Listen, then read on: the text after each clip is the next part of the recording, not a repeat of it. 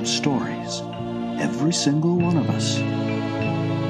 From the highest of the high to the lowest of the low, we all have stories.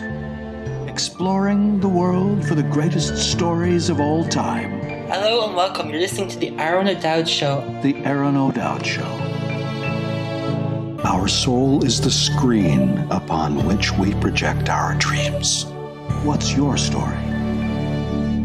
Hello and welcome on today's amazing episode of the Aron O'Dowd Show. We have another incredible guest as always. An author, interrogator, inventor, cybersecurity. I wonder who his guest is today. It's Daniel Hammond. And hello and welcome to the show, Daniel. How are you doing? Fantastic, Aron. Thank you so much for having me. What is your superpower? I have several. The one that I have used most often is that I break things for good. Tell us why. Okay, yeah, I thought I might need some explanation. I have the ability. I'm very good at seeing how things fit together and where the connection isn't as strong as it could be, and like what kind of behaviors or actions will start to break it apart. So as an interrogator, you mentioned I was an interrogator. I taught interrogation for 6 years. That makes me very good at understanding people and what's important to them and where their arguments or their defenses start to fall apart. So I care very deeply about people, and I listen very carefully to what's important to them. And it starts sort of mapping. This is where they feel very strong and very passionate, and over here things are a little bit more shaky. Another place that I've used that is I design cyber exercises, which are like fire drills for networks. So I simulate disasters so that leadership teams can think, would it be like if we were hacked and lost access to all of our systems without actually that happening? So that if something bad happens, hopefully less bad than what I prepared them for, they will know what to do and what actions to take to have a better outcome for the organization. It is something you've been doing all your life. In some way or form, yes. I think my dad was a trainer and a developer, and he was very good with people. I mean, he can talk, but mostly like when my dad talks to people, he really cares about them and what's, he can listen to somebody tell stories for hours and hours and hours. Sometimes it's hard to drag him out of church, because it's like until the last person is gone, probably talk to the door for another 5 minutes, but then we'll snag him out of there. That's what I remember as a kid. And then my mom is a scientist. She has a PhD in biochemistry, and she retired from NASA. And so she's very analytical. And what I got from her was sort of, how do you know what you've heard is true? And so that made me very good at not just analyzing what people say or news reports or intelligence reports, but also looking at, well, what's the motivation of the person or organization or country that made this statement? And so understanding that makes me fairly immune to propaganda, because I'll look it up, and AI doesn't always help you find the things that you really want to look because they're biased.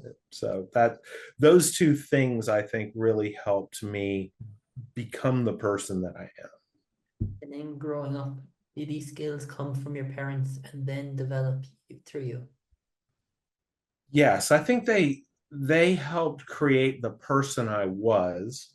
And that was interesting in that, I was not good at school, mainly because I was usually bored.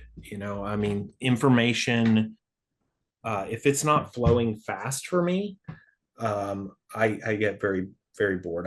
I make connections to things very quickly. I have a very dynamic picture of the world, so that as soon as I get a new piece of information that is better than the what I thought was true a minute earlier, all of a sudden I start thinking in my head, what else is connected to that old piece of information that is no longer good, and I start flipping, I start looking at well, okay, if that thing that I thought was true isn't true, what else has to change in my conception of reality? And so I can make a plan that I know is like, this is the absolute best plan given all the information that we have. But as soon as somebody brings in a new variable that creates a new capability, all of a sudden my mind incorporates that, and the plan can shift to improve, if that capability actually helps improving. And then really as a kid, I was just a curious kid. I had a curious sister. We had adventures together, and sometimes got along and sometimes didn't. Um, and she was probably a big aspect of that as well. Being a big brother was kind of fun. Probably got me interested in teaching people things. Sounds like your mind's like a Rubik's Cube of fast, quick problem solving, you know? Yeah, I think it's always fun to say what you're better at than anybody else, right? We're going to talk about your rowing and then embarrass you a little bit, but um, yeah, I have the ability to think in a level of complexity that is unusual. I have a higher than average IQ. I'm 100% not a genius, like on the scale, but I'm very smart. I have high EQ, so I'm very connected to people and what they feel and how they're feeling. Um, I am very adaptive, so I can change quickly.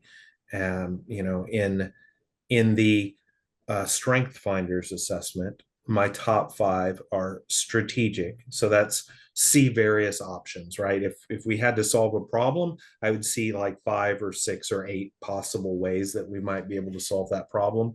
Arranger is next. That's what variables are in play and how do those affect the likelihood of each outcome. Then next is individualization. Where can we get the right people using their strengths to help us be successful? Connectedness is sort of my connection to the divine, but it's also helps me not lose track of what's important.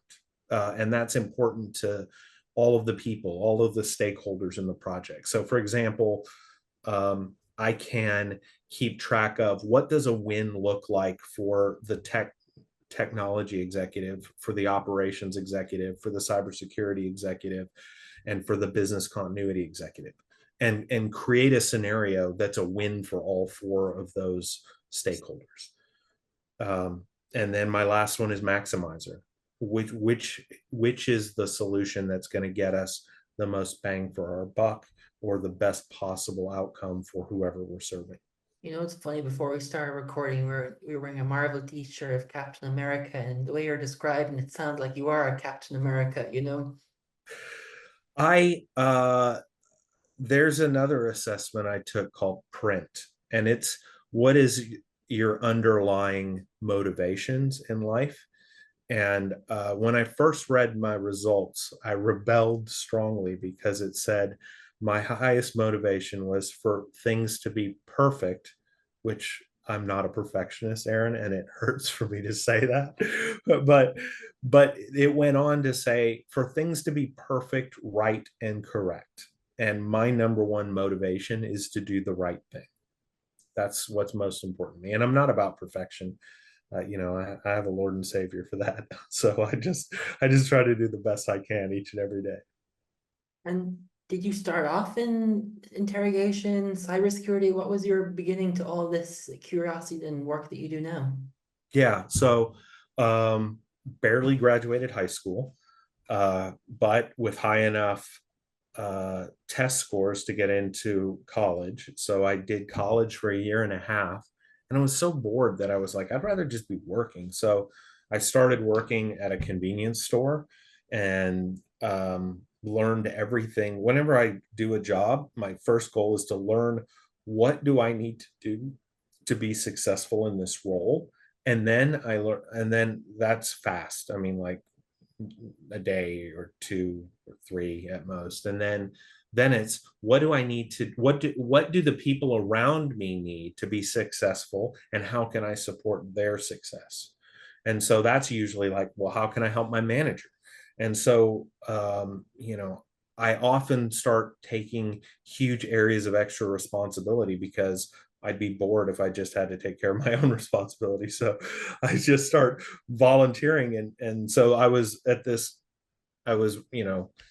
19 years old, 20 years old, and I was running, basically doing all the work of my manager. But because I was so young and because she liked me doing all her work, she wasn't recommending that I get promoted to have my own store and, grow myself. And so I went into, I left eventually and started running a Little Caesars Pizza.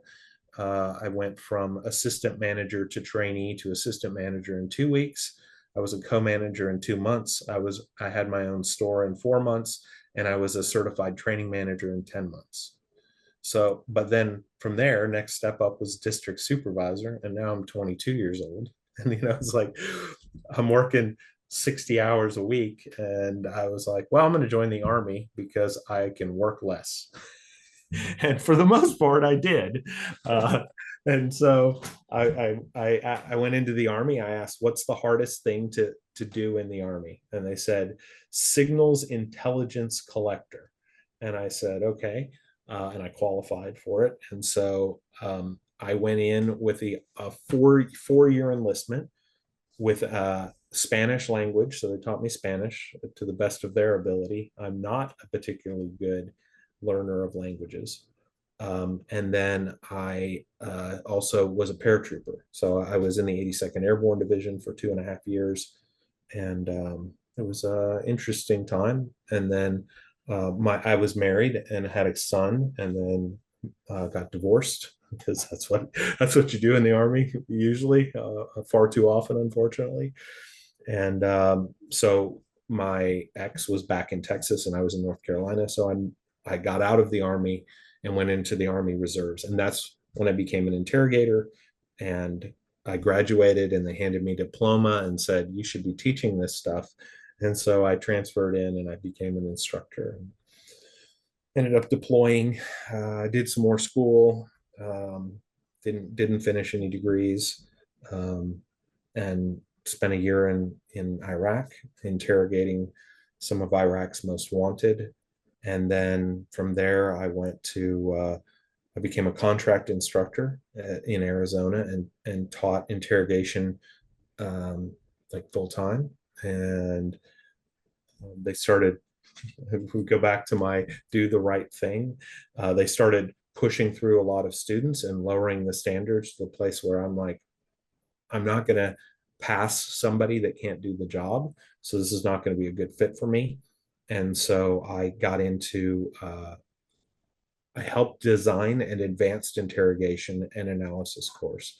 And just so people know, real interrogation is all Geneva compliant, right? You're talking to people, there are rules.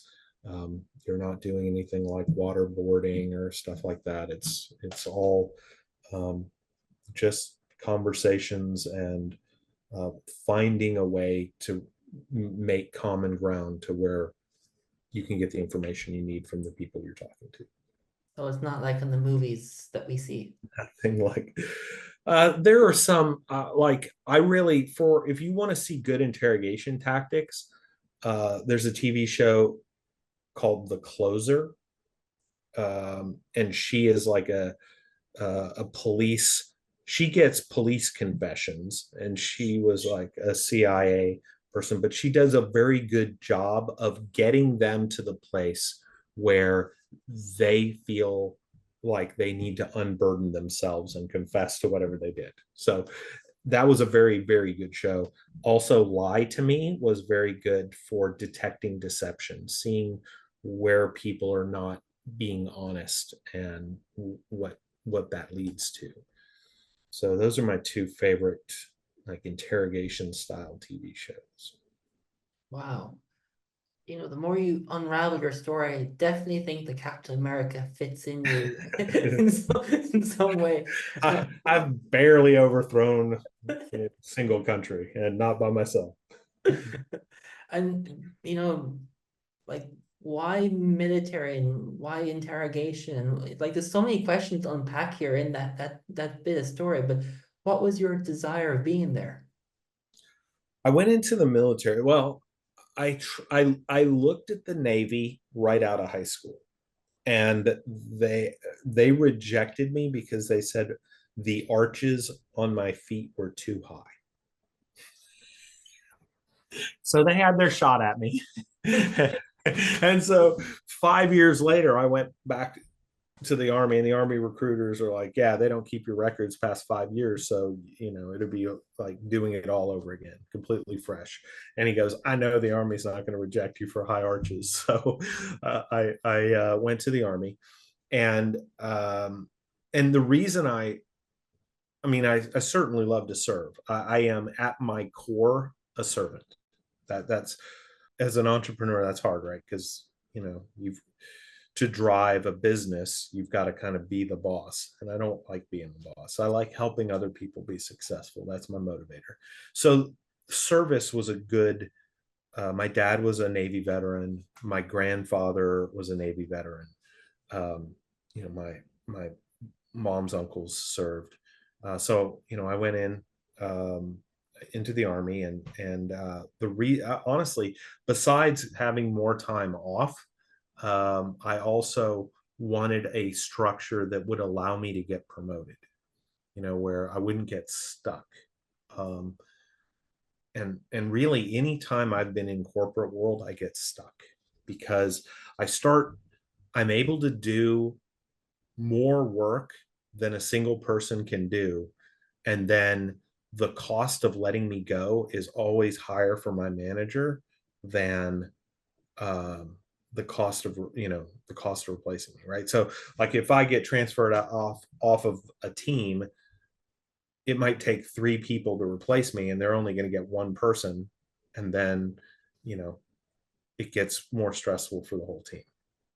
I think that's typically, and I always am looking to do the hardest thing on the team. Whatever the hardest thing is this year, that's what I want my focus to be. That way I'm not bored, and I'm excited to do whatever it is, right? I'm solving the problem. When I'm, another thing that's come up is other people's problems are my playground. I just love to solve problems. It's your Rubik's Cube thing, right? Just, give me problem. When my flow state, a lot of people are like, oh, if I just, I get a little bit of soft music and the right lighting, and, I just start to, flow, and I type out amazing poems, or, paint a beautiful book. For me, my flow state is everything's on fire and no one knows what to do. That's where I am in my Beethoven. Yeah. How can I take the chaos and find the path through where that minimizes everyone's suffering? So I've been home invaded. We didn't quite get there yet, but after I left teaching school, interrogation school, I moved to Honduras. And so I literally had people come into my house with guns at my son's head and then at my daughter's head, give us all your stuff. And even in that moment, I just, there was no fighting. They already had the drop on us. There was no running. We were cornered, and So, I mean, there weren't very many options. I guess freezing would have been an option, but that wouldn't have helped my family. And so I just took charge, and I'm like, said, I'm going to show you where all of our valuables are. Let me help you. Let me serve you, right? And I just asked that you not hurt my family. And so I took them to the jewelry and to whatever we had of value, showed them everything. They tied up me and my family, and they left, fortunately. And being in this kind of work, does it frighten you as you were? Ooh. There are things that uh, certainly scare me, right? I mean, being helpless to take care of my family, that scares me. Um, not being able to provide for my wife. I mean, there's days when, as an entrepreneur, you're in the mine looking for gold, and 100 days in a row you come back with no gold, right? Eventually, you've got to feed your family. But if you're committed to mining for gold, and there's supposed to be gold in their hills, you know it's like, what else could I do to get out of this, right? I can't go get a mail route to take care of my family when my priority is mining for gold. And so um that's what scares me the most, I think, Aron, is when my wife gets stressed, when the circumstances of life get such that she has fear for being provided for.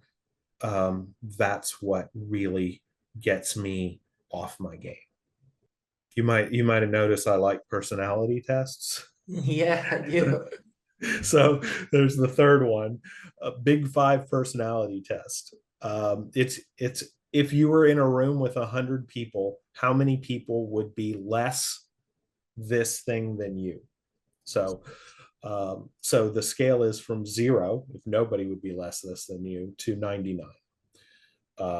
And interesting things from that assessment was, I'm a 0 in neuroticism. So no one is ever less worried than I am. And that's helpful for me to know, because, like, the normal stress that pushes people to do the things that they have to do doesn't push me quite so much. So it's not always the easiest thing to manage, right?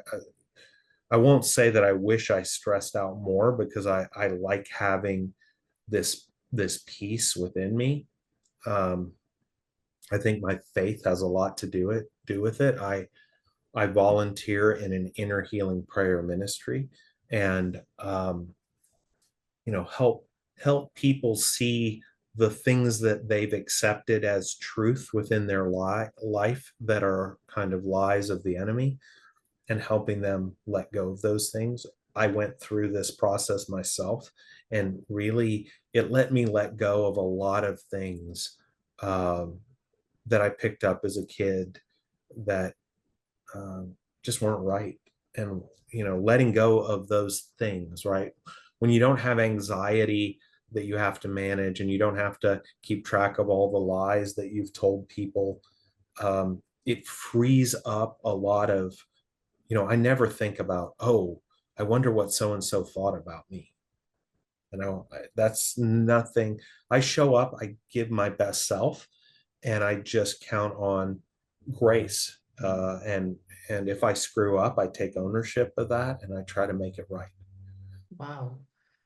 And it's interesting for someone who would go through firing buildings to fix problems and so on, and yet you're a deeply spiritual guy as well. How do you mix that all into do what you do? Yeah, I think again, it comes back to wanting to be a good servant, right? I mean, my favorite Bible verse is, welcome home, my good and faithful servant. That's what I work for. Is to live the life with the impact that I can create with the gifts and talents I've been given, to push back the schemes of the enemy, to leave people better off than I found them, to advance the good of the kingdom, heavenly stuff, and just to serve people in ways that I've been uniquely gifted to serve. And it's not, it's hard to advertise that way. I have the spiritual gifts of discernment and wisdom. Would you like to hire me? Nobody, you have to somehow convert that into what value does working with Daniel provide to me and my business, right? And if I were the best at hammering nails, you would know exactly when to hire Daniel, right? When you need the best nail hammering guy in the world. But Daniel's good at solving insane complexity, keeping track of things that most people can't keep track of, and finding the best path forward.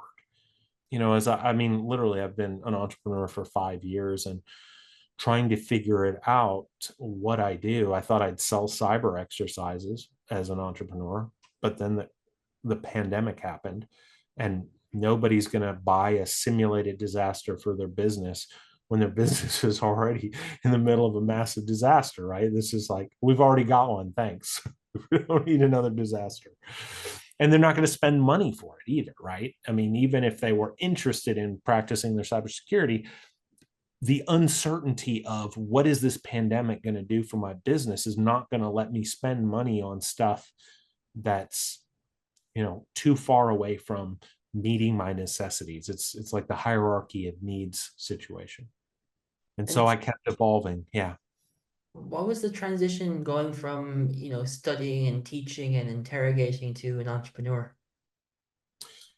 I had some brushes with it, right? So I ran a Little Caesars. So, it's a franchise kind of model where I'm the manager, not the boss. But I was responsible for everything. Then, in the military, you're responsible for whatever you're responsible for, and that could change on a daily basis. While I was in Honduras, I was helping my wife. She's a 30-year long entrepreneur, and she was running a textile export company. So that got me into, packing containers and managing her inventory for her, and helping provide value to what she did. And then after we got home invaded, I met an entrepreneur who had a physical security company, and we became friends. He came over to tell me the mistakes I made in my physical security, and then he walked around my house and said, "Oh, holy cow, you know what you're doing." And I'm like, "Yeah, but if workers leave my front gate open, it doesn't protect me." So we became friends, and he started inviting me to do some consulting on some things like kidnappings and money drops, and some security assessments, and then 6 months later he came to me and said, "My company's bleeding money and I don't know what's going on there." And so I said, "Well," he goes, "Do you think you could figure it out?" And I said, "Well, I'll go take a look." And he had 435 employees, and I said, "I think to figure it out, you're gonna have to put me in charge." And he goes, "Okay, you're in charge." And so, I was effectively the general manager of a 435 person company, and found $1 million of hidden debt. I increased profitability, found new revenue streams, and got the company to a place where it was doing pretty well. And so that was really an opportunity to take what was effectively a failing company and turn it around. And I did that within really three months, 3 to 5 months, somewhere in there. And then the president of the country raised minimum wage 69.5% retroactively. Like, as of yesterday, you have to pay all your people 70% more. And, we were going to lose all of our, we're going to lose 2/3 of our customers, and we would have had to pay severance. And so that was just so much money that there was no way to save the company. So I had to recommend to the owner to sign it over to his employees so they could liquidate assets and get whatever they could from it so that he would be protected from liability. And that's really, so even when there's given a no-win situation, I will figure out the path to make it as least painful as possible, given the opportunity. Did that get me to what your question was? No, it's good. And it seems like, it comes back to give Daniel a challenge and he'll find a solution regardless how humongous it is or how small it is. He thrives in that environment. Yes. And even so from there I went to a top 10 global bank and I did cyber threat intelligence. So now I had signals intelligence, which is like listening to radios, to interrogation, human intelligence, to now cyber intelligence. So what do hackers want? What are their motivations? What are their tools? How do they compromise people? So I learned all of that. And after about 3 years, I was like the lead strategic nation state threat analyst at the bank in cyber. And I was bored. I learned everything I could learn from the space. And so I started volunteering on the exercise team, helping them design realistic scenarios because I knew all how bad guys really do it. And so I really loved that role. And within 4 years of doing that, I think I led an industry level exercise for financial services at the Department of Treasury in front of the Secretary of the Treasury. And I did things that every year I just asked, what's the hardest thing for the team to do? And I took charge of that part and made it easy for my leadership. And really the best compliment I got from one of my managers was he went down the list of all things cyber exercising, designing a scenario, facilitating it, dealing with like when something crazy happens. He's like, you're the best at this, you're the best at this, you're the best at this, until he got down to the end. And I was literally the best at everything. And he still felt like, I tell you, I connect with people. And I felt like, he's like, I still haven't complimented Daniel enough. And so he just blurted out, basically, Daniel, everything you touch gets better. And that was really helpful and meaningful to me because that let me think, oh, I've interrogated people on weapons of mass destruction. Like I don't have PhDs in physics or chemistry or biology, but I was able to talk to those people who did and pull out that high level information at a level that I needed to collect that information in. And so the same thing with cyber. Cyber is an area of insane complexity. People are like, oh, you're a cybersecurity expert. And they're like, oh, that's a great skill to have. And it's like, well, it's actually 200 different jobs, right? And I happen to know them all only because I worked for a company with a team that had 2,000 people doing cybersecurity. So, and I had a role that touched all of those other roles. So, I know basically all the jobs of security, but I can't do it. I mean, I'm an expert in two of those, cyber intelligence and cyber exercises. But that I would be very good at others based on the experience that I have. But again, that's it's just another thing Daniel does. How important is human connection for you?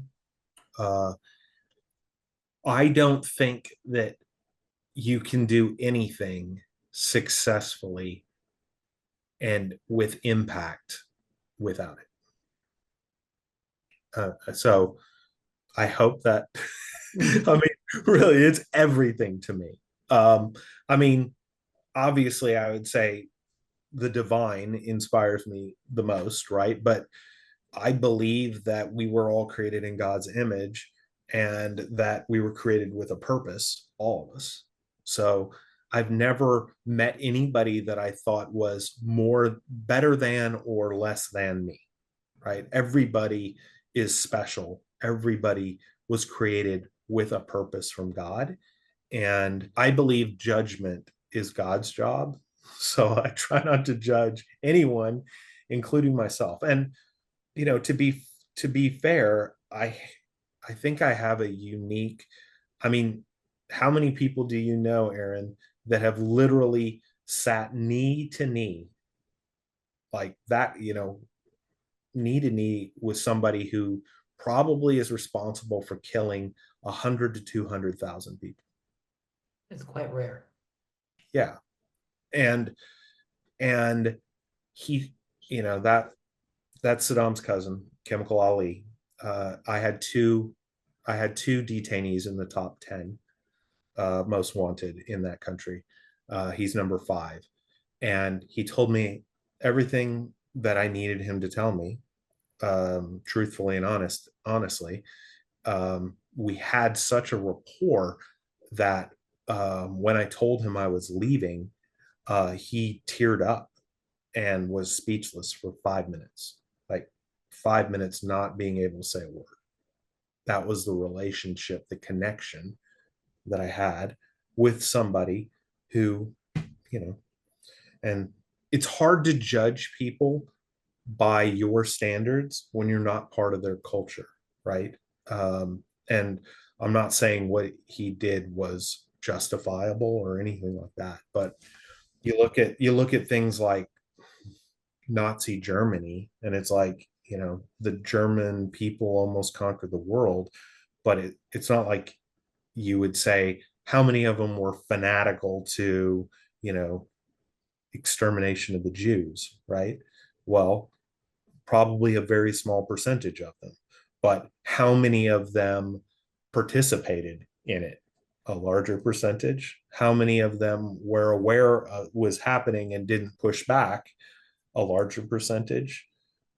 How many just knew something wrong, seriously wrong, was happening within the country and did nothing? An even larger percentage. And then how many pushed back in whatever way they could, right? Smuggling Jews out of the country. It was, not an inconsequential amount.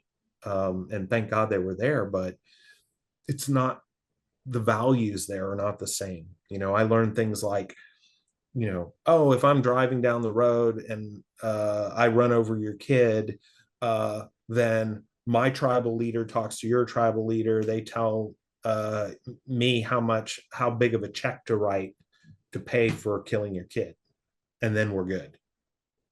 It's like, what? That doesn't make it. I mean, I might forgive you for killing my kid, but like, because you paid me a certain amount that my kid was worth, my kid had infinite value, and my sister was killed in a car accident. I we forgave that kid that killed my sister, but we didn't, shake him down for money. That's, and of course, there are people, we are the lawsuit capital of the universe, probably. So, there are people that are like, you're going to pay millions of dollars for killing my kid. That's just not me or my family. And when you went into those tough situations where you knew you had to do the job you had to do, was there fear or preparation? What was going through your mind? Yeah. So, yeah, I found it to be very routine. Um, I found it to be fairly unchallenging. Now, and again, I was naturally gifted in all the things that make someone a good interrogator. That's just in general I think that's a fair assessment. I mean, there are things I'm not good at. I'm not good at rote memorization stuff. So like the school that I was not good at languages. I was not good at spelling. I was not good at like memorizing dates and stuff like that. Biology, I failed honors biology, for example. So that's the level of, there are things that I'm not particular, but on the things about that would make me a good interrogator, I thought I was really good. I even in class, you have an instructor that's pretending to be a bad guy, and there's a formula you have to solve. You have to find out, why is this person not talking to me? And then you have to do the thing that they need you to do so that they would talk to you. So, for example, I'm not going to tell you, I'm not going to cooperate because I love my country so much. Right. So then the deconstruction of that is, well, how many years do you want this war to drag out? Is that really good for your country? So like all of a sudden that you're getting them to think about, oh, well, what is really the best thing for my country? That we fight the Americans for decades? Is that really what's best for my country? And then you're like, if this war gets ended quickly, we go home. You can have your country back. We haven't conquered anything. We leave when we're done. Wouldn't you want us to leave? Help me help you, right? So that's sort of how interrogation works. So I got to a place where I had scientists, I had a bunch of interesting people, but I didn't have. I literally prayed one day, God, I didn't want to be here. It wasn't a voluntary assignment. I was deployed. I spent 6 months playing cards, doing nothing, 16 hours a day. I have an opportunity to talk to people, and I go, I just want one person so hardcore that I can see, am I really as good at interrogating as I think I am? And 48 hours later, they caught Chemical Ali, who we thought we had killed. So it's like back from the dead, so Daniel can interrogate him, is Chemical Ali. And they assigned him to me. And then, I saw there were things that weren't quite aligned the way I thought they needed to be aligned. We had our military doctrine, and my one of my best friends was in charge of the interrogation section, and he was an instructor and I was an instructor, and we're like, here are the 12 things we have to do to do this well, and like 6 of them got approved, and we're like, well, but that's not how it works. You don't do half of them, you do them all. This is how interrogation works. But we were a joint task force, and so more than the Army, U.S. Army had sway. But with Ali, as a sergeant, I went to the general and said, hey, I appreciate you assigning this top 5 guy to me, but I'm assuming he has information that's important. Will you please allow me to interrogate him according to doctrine? Let me do this one by following all the rules. And it was super important, because had I not done that, other people would have had influence over him besides me, and the outcomes probably wouldn't have been as good as they were. As it was, within the second time that I talked to him, we reached common ground, and he was enthusiastically helping me. And again, it's not like, the country had fallen. It's not like he was betraying his country or his tribe or anything like that. But I got it to a place where those things were not in the way, and he was cooperative. Wow. So, Wow, incredible. What is success for Daniel in everything you've done and continue to do? success for me is looking back over my shoulder and seeing the lives of people I've positively influenced. And that includes Ali. I've worked with cabinet level officials in 4 countries in 5 completely different job roles. And not because I'm like trying to reach that level or anything. God opens doors for me to let me go places and do things that are interesting. And I've been contemplating, if I just listed out things I've done, that most people would be like, that's like, interesting. I've done a lot of interesting things. But it really is about making the kind of difference that has heavenly consequences. So, for example, I'm against things that other people think are good for the planet. So, for example, I am very anti carbon credits. I think carbon credits are corporate indulgence. You know how the rich people used to buy the knuckle of the saint, and then they could go and, you know, be bad people and they were forgiven because they had this, you know, icon. I think that's what carbon credits are. I think we all have a responsibility to leave the planet better than we found it. That means certainly minimizing pollution, but it's not something to be gamed. It's something to be solved. And you know, for 20 years, I've been hearing carbon, carbon, carbon. Well, the people who manage carbon credits get rich. And, you know, the Paris Accord, please, you know, pollution's up in all of the countries, all of the developing worlds, the developing part of the world, as well as should be expected. We can't expect them to give up progress and prosperity. But what we could do is find ways to make their fossil fuels cleaner, right? That's a solution that would help the planet. But that's not what we're doing.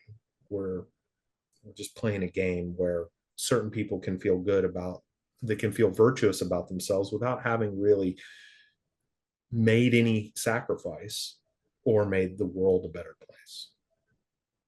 That's just one example. I mean, human trafficking.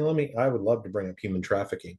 What my country is doing right now, where we have this open border, and we're not even pretending like it's not an open border. I mean, but the bipartisan bill that failed in Congress basically said, if we have more than 5,000 people cross the border in a day, we might shut it off for a day or two or a week. 5,000 people a day is more than 1 million people a year. I mean, that's an insane number of people, right? We've had more people come across the border in the last 4 years in my country than is the population of like 33 of our states. Like, there's like over 10 million illegals that are undocumented people that have come into our country, and like 33 of our states don't have a population of 10 million. So, I mean, it's an insane number of people. We don't know where they're coming from. I've got family that I'm trying to get here legally, and the amount of money I have to pay and hoops that we have to jump through to bring them legally. And then people here just get a bus ticket or a plane ticket to wherever they say they have family. It's insane as a policy. But to get to our border, they must be human trafficked, which means kids getting raped, women getting raped, people being extorted an insane amount of money. And then once they get here, sure, we're letting them come in, but we're not making sure they have the full protection of the law. So you can hire an illegal. I would never do this, but you can hire an illegal, have them do work for you, and then just not pay them. Because what are they going to do? They can't complain. They can't go to the law, because push comes to shove, they could get thrown out of the country. How is that different from slavery? I mean, it's not hugely different, in my opinion.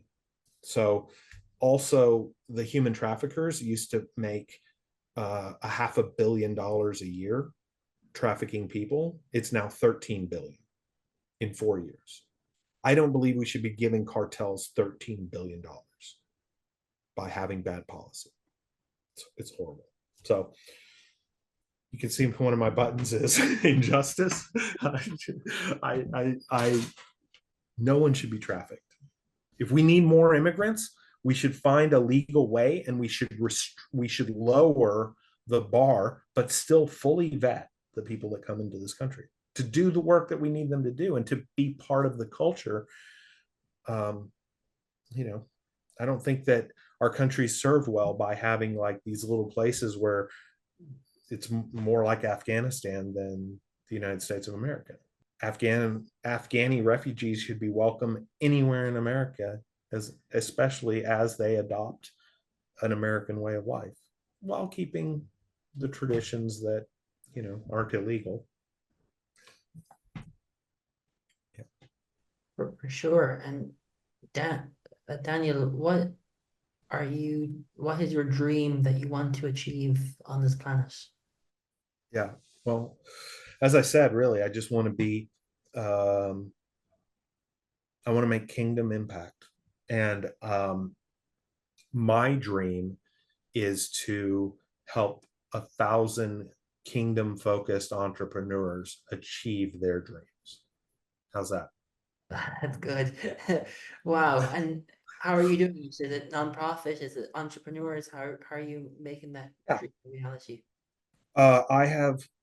I support some nonprofits, but I also think that the powers that don't want things to work the right way often have strings on what the nonprofits do. So I believe truly that entrepreneurial solutions are the better way. Not always, but mostly. And so it's more for profit, but my goal, Aron, is to be paid for a portion of the value I provide. That's, you know, I can solve a $60 problem probably as easily as I can solve a $10 billion problem. And maybe the $10 billion may take me a few more hours. But the process that I use works for everything that I've ever encountered. So, you know, that's what I do in my business interrogation job, is to help dissect what's really going on in this place at a speed, and also helping the, you know, people build a company from where they are to where they want to be, really helping them exceed their wildest dreams of success. And so, you know, if I can solve a $60 problem or a $60 billion problem, they probably shouldn't, I should probably get paid a little more for the $60 billion problem. Probably. And it's more fun for me, right? The more I add more value, the more complex the situation is. I love to work with collaborators. So if you've got business A and business B and they're trying to do something new together, business A has a goal that they want to achieve, business B has a goal they want to achieve, and in some way they're working with each other, but in some regards also against each other. And I can help make sure that they stick the landing where C is a victory for both of them, and neither one of them feels like they got ripped off. And hopefully the impact of C is greater than it would have been without me being involved. Those are the kind of relationships I like to be involved in. Sounds like a beautiful playground to play in. Thanks. Yeah, we'll work problems for value. Instead of slides and monkey bars, you've got thousands of people to play around in your playground. It's interesting. You know, I'm not for everyone. And how am I known by the people that I could seriously help in ways that they know when to call? So it's kind of hard to be oh, Daniel solves all problems. You know, I got called a Swiss Army chainsaw once. I like that. I like that. I like that too. Yeah. Sometimes you need all the gadgets, and sometimes you just need a chainsaw. You sure do. Do you have any regrets of how your life shaped from beginning to now? Yeah. I wish that my kids knew Jesus like I knew Jesus, because he changed their lives in so many ways that they don't understand. But I miss the mark there. And for you, did you grow up in a religious background? I grew up in the church, and I became a believer at 7, but I was very much just riding the bench until probably maybe until I was like 46. No, 42, 43. Yeah, it was about when I was like 42 or 43 that uh, I found the inner healing prayer ministry. I said yes to an opportunity to serve on my church leadership. Um, and I turned it down the first time because I was like, I was a 12-year-old troublemaker in this church. Why would you want me to be on the leadership? And then next year when he asked me, it's like he had planted the seed. And his name's Alan Williams. And he just, the impact he had on changing my life was huge. But, he planted the seed. And then when he asked me the second year, it was an obvious yes. And it let me be there to be a critical part of a capital campaign that raised almost $500,000, over $400,000. And then I was oversaw the construction of that capital campaign. And then I was asked to lead the board for 2 years. And my priest retired, and I had to help lead the search to find our next priest. And with God's help, and a great team, I was able to be the leader that the church probably needed in that time to transition to their new leadership. And had I said yes a year earlier or a year later, that wouldn't have happened. So it was really saying yes to the right thing at the right time, really let me use the gifts and talents I had in a way to serve a place that I really love. Have you ever wished that you'd have a different set of gifts, or are you blessed with the gifts you have? Yeah, I am thrilled to have the gifts I have. I would say maybe I would be the level of complexity, and this is another thing of value that I add, right? It's hard to judge what's in the box when you're in the box, right? That third party perspective, those assessments that I've taken, they help me understand my gifts and talents in a way that I couldn't articulate before. The doing the deep work, getting rid of the junk kind of in my soul, makes room for deeper understanding. And so I would say I wouldn't want other gifts, but I wonder what would have happened had I understood those gifts better at an earlier age. And again, I'm not really worried about that. I mean, God made me the way he made me. And if it had been important to God, I guess I probably would have stumbled onto that sooner, but every year of my life from here until I die, I want to have greater impact than the year before. And it was a slow climb earlier in my life, but now I'm at a place where it's getting exponential. If you could give advice to your younger self, would that be the advice you give? I don't think I would, because I love where I am now, and I am the person I am because of the life I led and the mistakes I made. So I wouldn't risk it. What if someone came up to you in the street as a stranger and they asked for advice, what would it be? Yeah, I would absolutely help the stranger. I would say, you got a job, you got responsibilities, that's great. Dedicate time every single week to learning about yourself and growing in a direction that's important to you. So my third book, which is I was a contributing author to the UK bestselling Success Secrets of Disruptors. And my chapter in that book is called Let's Get Uncomfortable. And I believe that the best growth the fastest growth comes by pushing through levels of discomfort. So if you're not doing something that makes you a little uncomfortable, you're probably, I took up bass guitar playing at age 50. And, I play every week at church, and sometimes I sing. Wow, you sing? Oh my God. I'll send you a clip. I'll send you a clip. Yeah.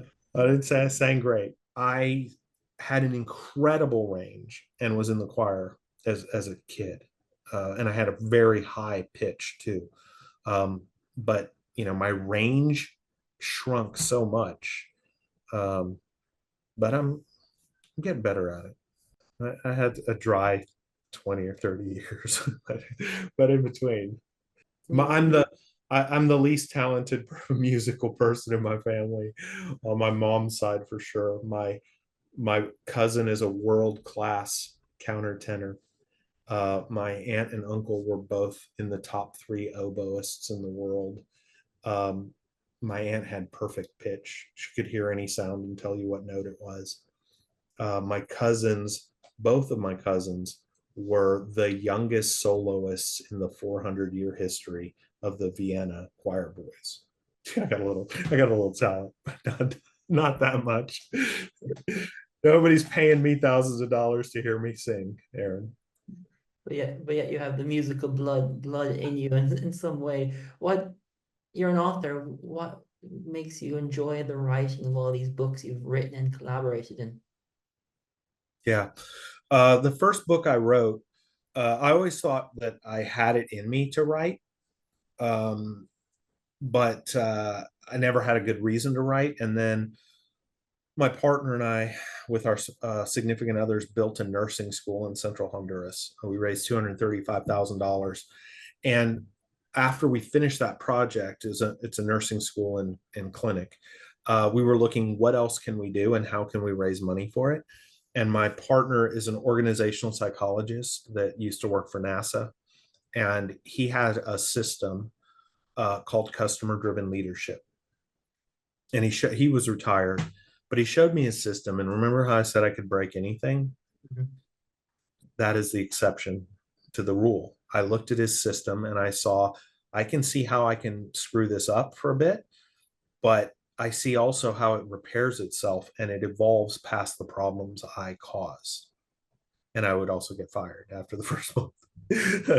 But I was like, this is genius. The world needs this. And he said, co-author the second edition of my book. So that was the first, and his book was technical and the story of customer driven leadership. And now that it had more than a 25-year history, I wanted to separate those two things. Let me tell the story and let me create the how-to manual. So that was my first 2 books. And then, how amazing it is to be part of an amazing community. Mm. And as I have met people and been part of amazing communities and have been asked to contribute to books, I've said yes. And so, um, it's been less than 2 years. My contribution to the 6th book is already done. I'm waiting. That's our book to come out. And so I've written six books. I've been a contributing author to 6 books in 2 years. And I also have contributed to Pivot Magazine, their December edition of Pivot Magazine to 2023. I have an 11-page interview about business interrogation. Wow, you're a writing wordsmith. If you give me a deadline and it's not too far out in the future, I'll crush it. Yeah, don't give me something that's due in a year, because I'm not going to look at it for the next 360 days. Where can you find you, Daniel? LinkedIn is the best place. And if you connect to me on LinkedIn, I'd love to know that you came from the Aron No Doubt show, because I'm saying yes to any friend of Aron for sure. But I do make sure that I don't pick up a bunch of scammers. So let me know where you found me, and I would be honored to connect with you, and look forward to sharing this with my network. I think if scammers did find you, Daniel, you'll be able to scout them out with your amazing interrogation skills. I have been known to bait the scammers a bit. The more I waste their time, the less they're scamming good people. So yes, and I teach classes on that as well. I have websites, customerdrivenleadership.co, businessinterrogation.com. And if you're interested in the cyber stuff, that's still on my company website, etherealrodent.com. I love the name. Daniel, thank you so much for being on the show. It's been a blast and a fun, and wow, an incredible individual that you are. I'm so honored to be one of your interviews, and I had such a good time, Aron. Thank you so much for inviting me. Thank you for listening to the Aron O'Dowd Show, where the world's best stories are told. We're always ready to share another magnificent tale from the world's best storytellers. So stay tuned and rock on.